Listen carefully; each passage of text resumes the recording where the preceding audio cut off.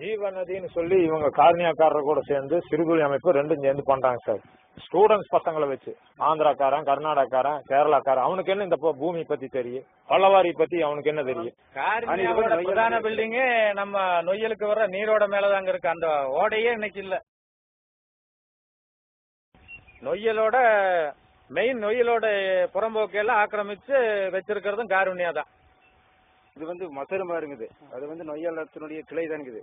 இதுக்கு அடுத்த முண்டந்துறையா இருக்கு. 2 கிலோமீட்டர் வருங்க காரணியா லேண்ட்.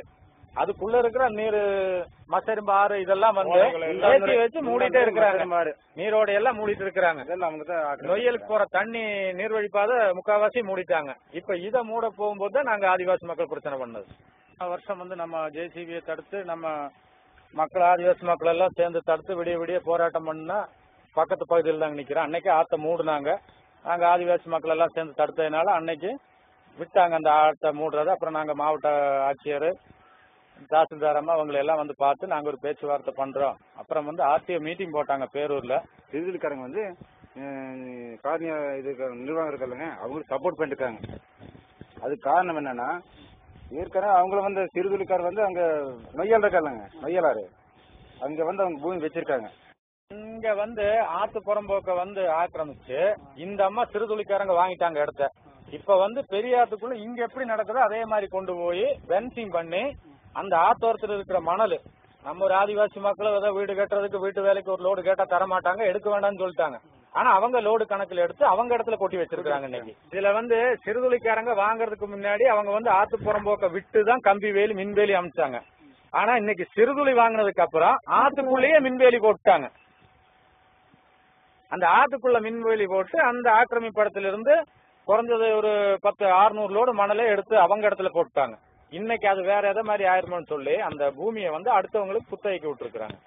ஆத்து புறம்போக்க யார் யார் ஆக்கிரமிக்கிறாங்க, யார் யார் இது பண்றாங்க கண்டுக்கிறது இல்லைங்க. இன்னொரு விஷயம் தெரியுங்களா, தமிழ்நாட்டுல சொந்தமா சர்வே பண்ணி ஆத்துக்குள்ள கல்ல போட்டு அவன் காம்பவுண்ட் போடுறது இந்த காரணியா மட்டும்தான் இருக்கும்.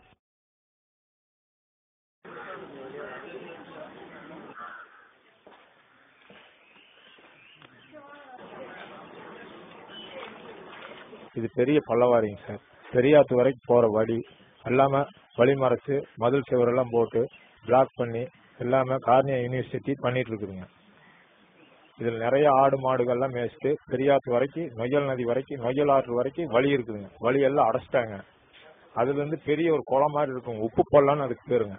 அந்த பள்ளத்தையும் ஆக்கிரமிப்பு பண்ணி அந்த பள்ளத்துக்கு கீழே ஒரு வழி, பெரிய வழி இருக்குதுங்க. அதையும் ஆக்கிரமிப்பு பண்ணி கார்னியா யூனிவர்சிட்டி இது பண்ணி வச்சிருக்குதுங்க. ஓடையில இருந்து நிறைய தண்ணி வருங்க. 3 மாசத்துக்கு நல்ல தண்ணி ஓடுங்க சார். அந்த தண்ணியெல்லாம் நிறுத்திட்டாங்க. முதல்ல ஆடு மாடுக எல்லாமே மேய போற இடம் தானுங்க சார். எங்களுக்கு இந்த வழியெல்லாம் இல்லாம பண்ணிட்டாங்க சார். கேட்டு போட்டு எல்லாம் லாக் பண்ணிட்டாங்க சார். காருண்யா பல்கலைக்கழகமும் இந்த நொய்யல் மீட்பு போராட்டத்தில் கலந்து கொண்டிருக்கிறது. அந்த நிறுவனம் எந்த அளவிற்கு நொய்யலாற்றை ஆக்கிரமித்திருக்கிறது, நொய்யலாற்றை எந்த அளவிற்கு மாசுபடுத்தி இருக்கிறது என்பதற்கு இது ஒரு சாட்சி.